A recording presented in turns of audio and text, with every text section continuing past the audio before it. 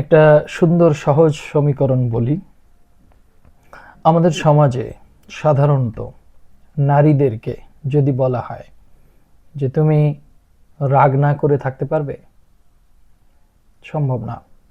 যদি বলা হয় তুমি কথা না বলে থাকতে পারবে, সম্ভব নয়। যদি বলা হয় তুমি অন্যের দোষ ধরা ছাড়তে পারবে, সম্ভব নয়। যদি বলা হয় তুমি মেকআপ না করে বাইরে যেতে পারবে, সম্ভব নয়। যদি বলা হয় যে তুমি শপিং না করে থাকতে পারবে তোমার কাছে টাকা থাকা সত্ত্বেও, সম্ভব নয়। যদি বলা হয় তুমি অন্যের সমালোচনা না করে থাকতে পারবে, সম্ভব নয়। তো এই বৈশিষ্ট্যগুলো অধিকাংশ নারীর ক্ষেত্রে আছে, সবাই না, অধিকাংশের ক্ষেত্রে। এখন আমি কথাগুলো এই জন্য বলছি যে লিঙ্গভিত্তিক নারী আর লিঙ্গভিত্তিক পুরুষ, এটার বৈশিষ্ট্য আর চারিত্রিকভাবে নারী এবং চারিত্রিকভাবে পুরুষ, এটার বৈশিষ্ট্য সম্পূর্ণ ভিন্ন। আল্লাহ পবিত্র কোরআনুল মাজিদে চারিত্রিক বৈশিষ্ট্যের ক্ষেত্রে নারী পুরুষ ভিন্ন করেননি। নারী পুরুষ নিয়ে ভিন্নভাবে কথা বলেছেন শুধুমাত্র লিঙ্গভিত্তিক। আর যেখানে চারিত্রিক বৈশিষ্ট্যের কথা বলেছেন সেখানে লিঙ্গভিত্তিক নয়, সেখানে বলা হয়েছে নফসকে কেন্দ্র করে, উন্নত আর অনুন্নত চরিত্রকে কেন্দ্র করে।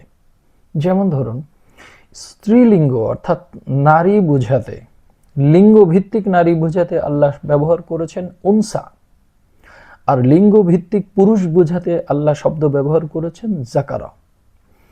জাকারা এবং উনসা এটা হচ্ছে নারী এবং পুরুষ, এবং নাস বা ইনসান হচ্ছে নারী পুরুষ উভয়। কিন্তু যেখানে চারিত্রিক বৈশিষ্ট্যের জন্য ব্যবহার করেছেন সেখানে ব্যবহার করেছেন পুরুষ অর্থে রিজাল আর নারী অর্থে নিসা। তো শুরুতে যে বৈশিষ্ট্যগুলোর কথা বললাম, যে রাগ না করে থাকতে পারছি না, অহংকার না করে থাকতে পারছি না, সমালোচনা না করে থাকতে পারছি না, লোভ না করে থাকতে পারছি না, কথা না বলে থাকতে পারছি না, এই বৈশিষ্ট্যগুলোই হচ্ছে নারীর বৈশিষ্ট্য। এই বৈশিষ্ট্যগুলো অতিক্রম করে যে নিজেকে উপরে তুলতে পারে সে হয় তখন রিজাল।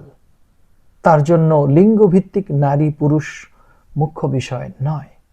অর্থাৎ যে সমস্ত লিঙ্গভিত্তিক নারীর এই বৈশিষ্ট্যগুলোকে অতিক্রম করতে পেরেছে তারাই রিজাল। আর যারা অতিক্রম করতে পারেনি সে লিঙ্গভিত্তিক পুরুষ হয়েও নারী, আর যে অতিক্রম করতে পেরেছে সে লিঙ্গভিত্তিক নারী হয়েও পুরুষ।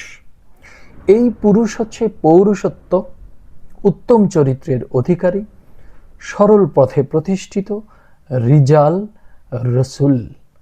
রিজাল থেকেই রসুল শব্দটা। এবং এই হচ্ছে আদমের বৈশিষ্ট্য, এইগুলোই হচ্ছে আল্লাহর বৈশিষ্ট্য। কি?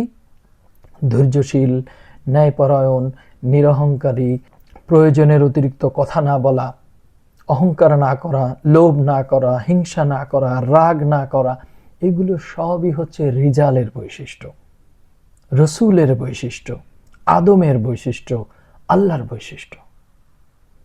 আর এইগুলো যারা করে, হিংসা, অহংকার, লোভ, কামনা, বাসনা, অহংকার, প্রয়োজনে অতিরিক্ত অর্থাৎ বেফাস কথা, উল্টাপাল্টা কথা, অপ্রয়োজনীয় কথা, অপ্রয়োজনীয় জিনিসপত্র কেনা, যা প্রয়োজন নাই তাও আঁকড়ে রাখা, এই সমস্তই হচ্ছে নারীর বৈশিষ্ট্য। নিসা, উনসা নয় কিন্তু, নিসার বৈশিষ্ট্য। এই বৈশিষ্ট্যের বিপরীত হচ্ছে রিজাল। তো যারা আমাদের সমাজে যে সমস্ত লিঙ্গভিত্তিক নারীরা এই ধরনের বৈশিষ্ট্য এখনো মনের ভিতরে ধরে রেখেছেন, তারা যদি এগুলো অতিক্রম করতে পারেন তবেই আপনি হয়ে উঠবেন রিজাল, পুরুষ, উত্তম চরিত্রের অধিকারী, আদম। কারণ আল্লাহ সম্বোধন করেছেন উত্তীর্ণ হবার জন্য, পরিশুদ্ধ হবার জন্য নফসকে।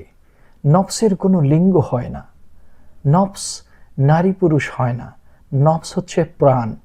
প্রাণ যখন দেহের মধ্যে আসে এই দেহের হচ্ছে নারী পুরুষ হয়।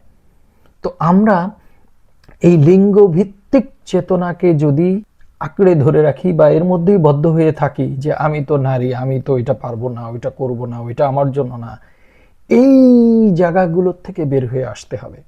কারণ সমাজ আমাদেরকে শিখিয়েছে ভুল, যে তুমি নারী, তুমি এটা পারবা না, ওইটা করবা না, ওইখানে যাবা না, এটা ধরবা না, এটা হতে পারবা না, ওইটা। কিন্তু আসলে তো পারে, কারণ তার ভিতরে সেই চেতনা আমরা জাগ্রত করে দেইনি। তো এই চেতনা যখন জাগ্রত হবে যে লিঙ্গ ভিত্তিক নারী পুরুষ কোনো বাধা নয় উত্তম চরিত্রের অধিকারী হবার জন্য। উত্তম চরিত্রের অধিকারী হবার জন্য কর্ম এবং চিন্তাটাই মুখ্য। আপনি যদি চিন্তায় জাগ্রত না হন তাহলে আপনি মৃত। আল্লাহ বলেছেন তাদেরকে ডেকো না, তারা মৃত। অথচ তারা চলে বেড়াচ্ছে, ঘুরে বেড়াচ্ছে, তারা শুনবে না। এই চেতনাহীন অন্তরকেই আল্লাহ মৃত বলেছেন। আর যারা চেতনায় জাগ্রত উত্তম চরিত্রের অধিকারী হয়েছেন, মুমিন, মুত্তাকিন, মুরসালিন, সাবিরিন হয়েছেন, তাদেরকে আল্লাহ এই দেহ থেকে মৃত্যুবরণ করলেও, অর্থাৎ দেহ থেকে আলাদা হয়ে যাওয়ার পরেও তাদেরকে আল্লাহ বলছেন তারা জীবিত, তাদেরকে তোমরা মৃত বলো না। সুতরাং পার্থক্যটা হচ্ছে এই জায়গাটাতে যে আপনি চারিত্রিকভাবে, চেতনাগতভাবে রিজাল নাকি চেতনাগতভাবে নিসা, ভেবে দেখবেন।